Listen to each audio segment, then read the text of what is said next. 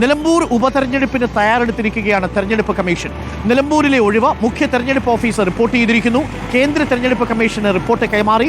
നിയമസഭാ വിജ്ഞാപനം ഇറക്കിയതിന് പിന്നാലെയാണ് നടപടിക്രമങ്ങൾ അതിവേഗത്തിൽ പൂർത്തിയാക്കാനാണ് കമ്മീഷന്റെ നീക്കം. അങ്ങനെ വന്നാൽ 6 മാസത്തിനുള്ളിൽ തന്നെ തിരഞ്ഞെടുപ്പ് നടക്കാനുള്ള സാധ്യതയുണ്ട്. ഇതാണ് നേരത്തെ നമ്മൾ സൂചിപ്പിച്ച അരുവക്കോട് നിലമ്പൂരിലെ ഫോറസ്റ്റ് സെൻട്രൽ ഡിപ്പോ. ഇവിടെ നിന്നുള്ള തേക്കുകളാണ് ഓൺലൈനിൽ ലേലം ചെയ്ത് വിൽക്കുന്നത്. ഇതാണ് ഫോറസ്റ്റ് ഡിപ്പോയുടെ ഉൾവശത്തേക്ക് നമ്മൾ കയറുന്നില്ല, അതിന് വനംവകുപ്പിന്റെ അനുമതി വേണം.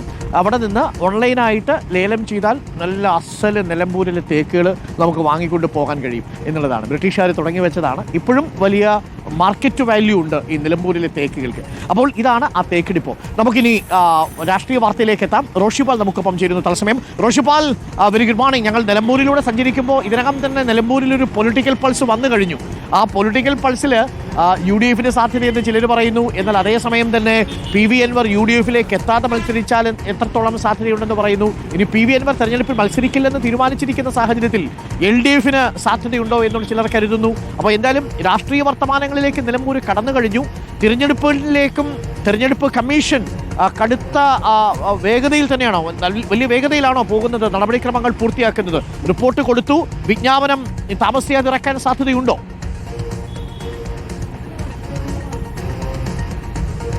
Very good morning doctor Arunkumar. നിലമ്പൂരിൽ PV അൻവർ MLA പദം ഒഴിഞ്ഞതിന് തൊട്ടു പിന്നാലെ തന്നെ അവിടെ നിന്നും നിയമസഭാ നടപടിക്രമങ്ങൾ പൂർത്തീകരിച്ചു. നിയമസഭ അത് എത്രയും പെട്ടെന്ന് തെരഞ്ഞെടുപ്പ് കമ്മീഷനെ അറിയിക്കുക എന്ന അവരുടെ കൃത്യമായി നിർവഹിച്ചു. അതിന് തൊട്ടു പിന്നാലെ സഭ വിജ്ഞാപനമിറക്കി. നിലമ്പൂരിലെ ഒഴിവ് നിയമസഭ റിപ്പോർട്ട് ചെയ്തതിന് പിന്നാലെ തന്നെ സംസ്ഥാനത്തിൻ്റെ ചുമതലയുള്ള തെരഞ്ഞെടുപ്പ് ഓഫീസർ, മുഖ്യ തെരഞ്ഞെടുപ്പ് ഓഫീസറായ രത്തൻ കേൽക്കർ ഇത് സംബന്ധിച്ച് സംസ്ഥാനം നൽകേണ്ട റിപ്പോർട്ടുകൾ കേന്ദ്ര തെരഞ്ഞെടുപ്പ് കമ്മീഷന് കൈമാറുകയും ചെയ്തു. അതിവേഗത്തിൽ തന്നെയാണ് നടപടിക്രമങ്ങൾ സംസ്ഥാനത്ത് പുരോഗമിച്ചത്. ഇനി കേന്ദ്ര തെരഞ്ഞെടുപ്പ് കമ്മീഷനാണ് തീരുമാനിക്കേണ്ടത് തെരഞ്ഞെടുപ്പ് എപ്പോൾ നടത്തണമെന്ന്. ഏതാണ്ട് 6 മാസക്കാലമെങ്കിലും സമയമുണ്ട്. 6 മാസത്തിനുള്ളിൽ തെരഞ്ഞെടുപ്പ് നടത്തിയാൽ മതി. പക്ഷേ അടുത്ത നിയമസഭാ തെരഞ്ഞെടുപ്പ് 2026 നടക്കേണ്ടത്.